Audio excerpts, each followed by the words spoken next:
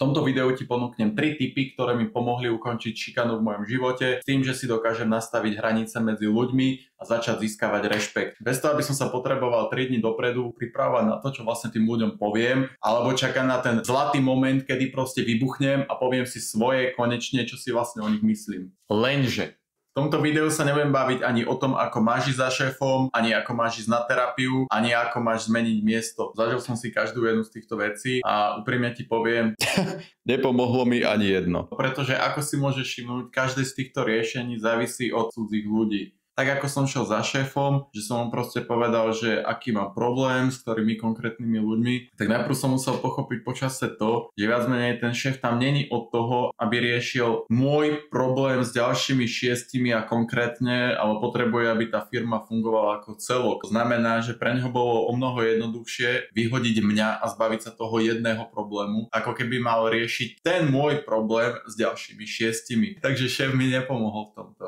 Ďalšia vec je terapia. Samozrejme, že som bol aj na terapii. Terapeut sa ma spýtal normálne, pán Štefanec, či máte problém. Ja som mu povedal, že mám nízke sebavedomie, že sa cítim fyzicky slabý a že uprednostňujem každého predo mnou. Tak sme sa o tom proste bavili ďalšie 2 hodiny a on mi na konci povedal, že ale pán Štefanec, ja vám nemám čo povedať. Vy dobre viete, čo máte robiť, aj v čom je problém. Ale tedy som proste na terapii nebol. Takže určite ti nepomôže so šikanou to, že sa budeš baviť, ako ťa šikanujú ostatní s tým človekom, lebo bohužiaľ ten s tým nespraví nič. A to tretie je zmena prostredia, pretože je to krátkodobé riešenie problému, lebo keď si tak vezmeš, ty sa prakticky iba vyhneš tomu problému, lenže bohužiaľ, keď ten problém príde aj na nejakom inom mieste, tak viac menej aj tak ho budeš musieť riešiť. Takže čo budeš proste skákať každý mesiac z jednej roboty do druhej, alebo z iného miesta, alebo s inými kolegami? To, čo mne pomohlo, je reagovať okamžite. Ja som nemal čas na to čakať na ostatných, že ako sa budú ku mne správať. Tým pádom, pokiaľ si myslíš, že tvoj život je v troskách, že to sa nedá, aby si sa zastal sám seba, tak dúfam, že po tomto videu nájdeš príležitosti a riešenie okamžite, pretože každá z týchto vecí, o ktorej sa budeme baviť, mne osobne pomohlo s tým, že proste ľudia mi dali pokoj a začať si získavať ten rešpekt, hej, že tí ľudia naozaj si ťa vážia takého, aký si. Pretože pre Boha tvoj život má zmysel a stojí zaň bojovať. Takže poďme na to. Výzor, sebavedomie a mať hranice. Takže začneme tým najjednoduchším a to je výzor. Prečo títo ľudia proste vyzerajú tak nebezpečne? V jednoduchosti. Choď teraz do kúpeľne, pozri sa do zrkadla a povedz si, že vyzerá tento človek nebezpečne? Vyzerá, že mu záleží na tom, ako vyzerá? Ja som mal v tom jasno. Kamo, ja som mal 65 kg, absolútne ma nezaujímalo, ako vyzerám. A keď sa niekto našiel, kto ma chcel šikanovať, ja som sa nemal ako brániť, pretože ja som dobre vedel, že som proste slabý. Takže som to vysvetľoval takým štýlom, že som proste slabý a že si to zaslúžim.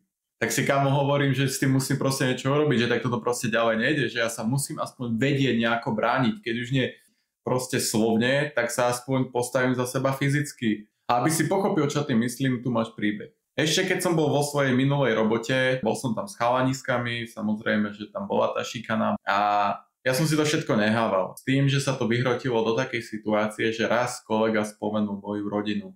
A ja som už tedy začal cvičiť, to znamená, že už som nejako vyzeral. Aj keď som sa cítil ako čistá nula, do rodiny sa mi rozprávať nebude. Takže som sa postavil a proste celou silou som ho hodil do chladničky. A proste ten chalanisko sa odrazil z tej chladničky na zem a takto sa skrčil. Všetci proste budeme, že preboja, že čo to rád robíš. A mal som pokoj, jednoduchá matika. Niečo sa stalo, obránil som sa a to bol vlastne prvýkrát, čo som tak ochutnal, že čo je to ten rešpekt. Hej, že proste, že tí ľudia mi dajú pokoj.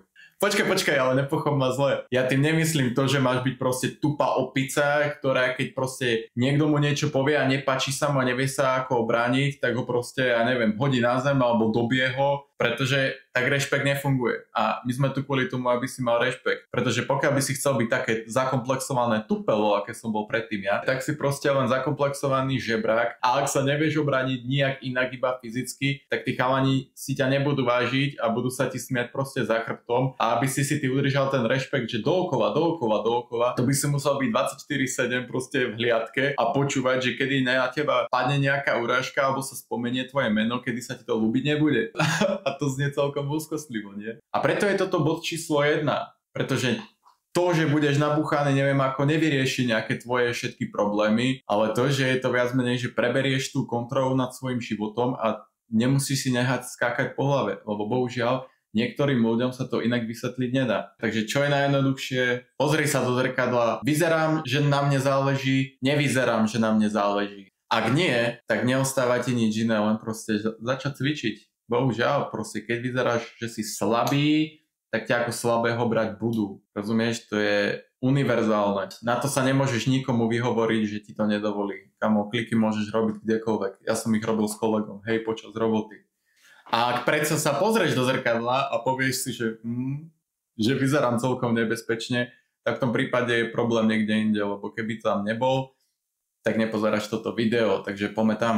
Číslo 2 je teda sebavedomie, lebo ako si mohol všimnúť, tak dobrá postava nestačí, pretože ako vravím, tí ľudia mali rešpekt kvôli tomu, ako vyzerám, lenže to bolo do bodu, až keď som proste neotvoril hubu. Hneď ako som otvoril hubu, bolo okamžite jasné, že fúha, že tento chalanisko sa nemá rád. A mali pravdu, pretože jediné, čo som opravil, je to, čo bolo zvonku. To je ako keby si chcel dať karosériu z Lambána proste na Trabanta a tváriť sa, že neviem, aký si dravec a neviem, aký si rýchlik. Takže každého som sa snažil presviečať o tom, že ja som ten frajer, že hej, že ja toto zvládnem. A samozrejme, že keď prišla situácia, kedy naozaj som sa potreboval zastať sám seba a byť ten frajer, o ktorom som tvrdil, že som, tak som držal hubu. Takže vlastne tí ľudia veľmi rýchlo prekúkli to, že som proste čistý lúzer a že žiadne sebavedomie nemám. A tým pádom to vyzeralo tak dvakrát komickejšie, pretože sa mi proste tí ľudia smiali a zároveň som bol taký, že som ich mohol rozpúčiť v rukách. Takže som si proste povedal, že kamo, ja potrebujem mať to sebavedomie, neviem odkiaľ ho kúpim ani zoženiem, ale že ho proste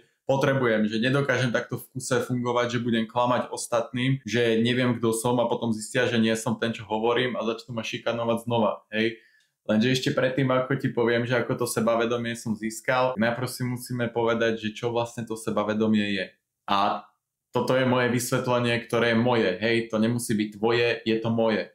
Pre mňa sebavedomie není, že sa postavíš pred zrkadlo a povieš si, že ja som frajer, ty kokos, ja som frajer. A všetkým musím ukázať, že som frajer. Nie, sebavedomie je, že máš kopu nepopierateľných dôkazov o tom, že si naozaj ten, kto tvrdí, že si. Moje dôkazy, čo nikto nikdy nezoberie odo mňa, je, že napríklad naučil som sa povedať nie, hej, že dokážem povedať, že nie, toto sa mi neľúbi, hej. A tie začiatky boli také, že a toto bude mega trápne, hej, priprav sa, že raz proste prišiel za mnou, vypýtal si odo mňa telefón a že potrebujem písať frajerke cez Facebook. Tak som mu dal svoj telefón a on si takto začal proste písať s frajerkou cez môj telefón a potom ma potlapkal, že díky Fero.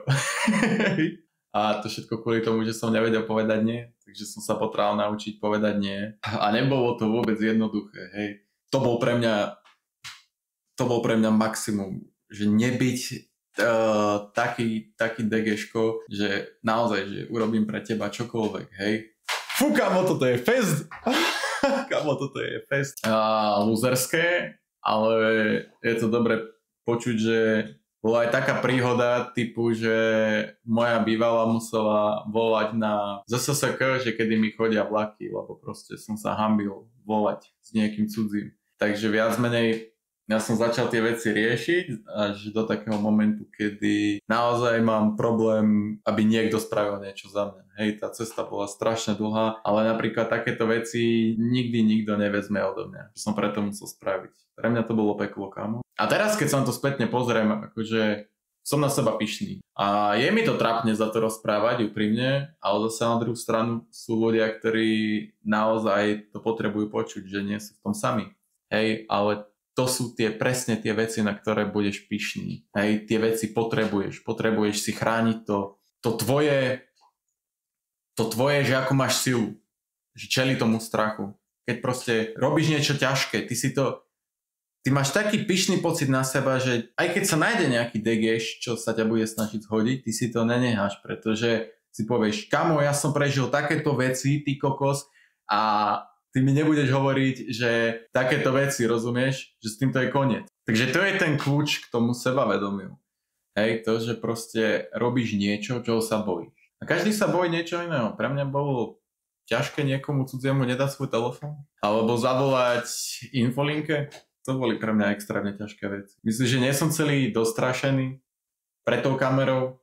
Myslím, že neurobil som ďalších 5 videí, neviem koľko hodinových, pritom všetko bolo na nič, pretože som sa proste bál rozprávať pred tou kamerou. To sú tie veci, na ktoré proste, z ktorých získavaš to sebavedomie.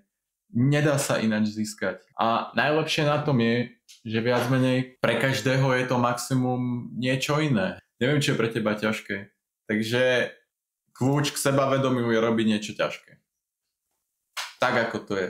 Žiadna výhovorka, žiadne nemôže sa vyhovoriť na nič. Proste dobre vieš, čo sa bojíš, treba to urobiť. Takže poďme si to zrekapitulovať, kde momentálne sme. Hej, máme tu chlapa, ktorému není jedno, ako vyzerá. A ešte k tomu pridaj, že chalana, ktorý bojoval proti svojmu vlastnému strachu. Fú, kámo, to už začína byť takým, že nechcel by som si s tým začať. A to je vlastne 2 z 3 kľúčov, ktoré potrebuješ proste k tomu, aby ťa ľudia nešikanovali. Poprvé, začať cvičiť, lebo ti není jedno, ako vyzeráš. Kámo, za druhé, urob niečo ťažké. Hej, nič iné sa od teba neočakáva, iba tieto 2 veci. A ja ti garantujem, že na 99% ti nikto nič neurobí. OK, takže sme konečne skoro na konci a je tu ten najťažší bod a to je rešpekt. Pretože rešpekt si nekúpíš, rešpekt nezoženieš, rešpekt ti musí dať okolie. Na to, aby si mohol mať rešpekt, potrebuješ hranice. Prečo? Hranice ti pomáhajú nasmerovať ľudí, ako sa majú k tebe správať. Vlastne ozrkadľujú tú tvoju hodnotu a teda dávajú najavo, čo sa ti páči a čo nie. A pokiaľ tieto hranice nemáš, tak ťažko získaš rešpekt, pretože ak nemáš hranice, tak ten človek vlastne nevie, čo si má na tebe vážiť, pretože mu nedáš najavo, čo sa ti nepáči. A to není také jednoduché, ako sa zdá. Veľká časť môjho života bola taká, že som potreboval uprednostniť niekoho iného pred sebou, aby som dokázal prežiť. Bol som ten people pleaser. Je to v skratke človek, ktorý uprednostňuje potreby iných pred sebou. Hej, lebo pokiaľ si bol šikanovaný alebo si šikanovaný, tak poznáš ten pocit, že naozaj, že ty sa nevieš brániť a preto urobíš pre toho človeka to posledné, hej, pretože mu nemáš ako oponovať, hej, a ten pocit, že ja sa mám zastať seba, mi prišlo totálne sebecké, aj keď som sa snažil, že kamu nerob mi alebo niečo také, ja som rozmýšľal nad tým, že bohačo, že ja mu nejako urazím tie city. Proste to není nejaká tvoja chyba, za čo sa máš proste bičovať, ale to bola tvoja hlavná úloha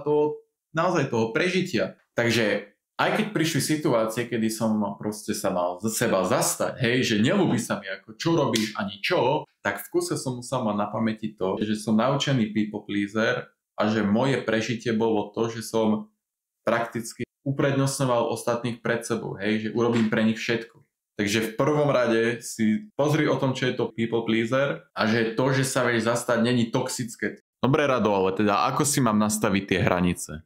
Prakticky celý koncept hraníc je povedať nie. Nie, nechytaj sa ma, nie, nerob to, nie, nepáči sa mi to. Všade počuješ slovo nie. A nemyslím to nie, čo povieš, keď ti niekto nejakého čapačíka povieš, nerob, alebo ja neviem čo. A nič sa nestane a ten typek to spraví dookola. Nie, to tvoje nie v tom prípade neznamená nič. Ja myslím povedať to nie, že keď sa mi niečo neľúbi, tak ti niečo spravím na 100%. To znamená nie. Vedieť sa proste zastať sám seba a proste ísť do toho ringu s tým človekom. Hej, že proste, že neľúbi sa mi, ako sa ma chytáš, neľúbi sa mi toto, spravím s tým niečím. Jedno, že či sa mi niečo stane, alebo tebe, proste záleží mi na mne a neľúbi sa mi, čo robíš. Dobre, takže sme na konci, poďme to zrekapitulovať. Toto sú veci, ktoré mi pomohli, aby ma ľudia prestali šikanovať. Začal som cvičiť, aby som nebol slabý. Urobil som niečo, čo nedokážem, nerobím veci pre druhých, čo sa mi nepáčia a postaral som sa o to, aby moje nie niečo znamenalo.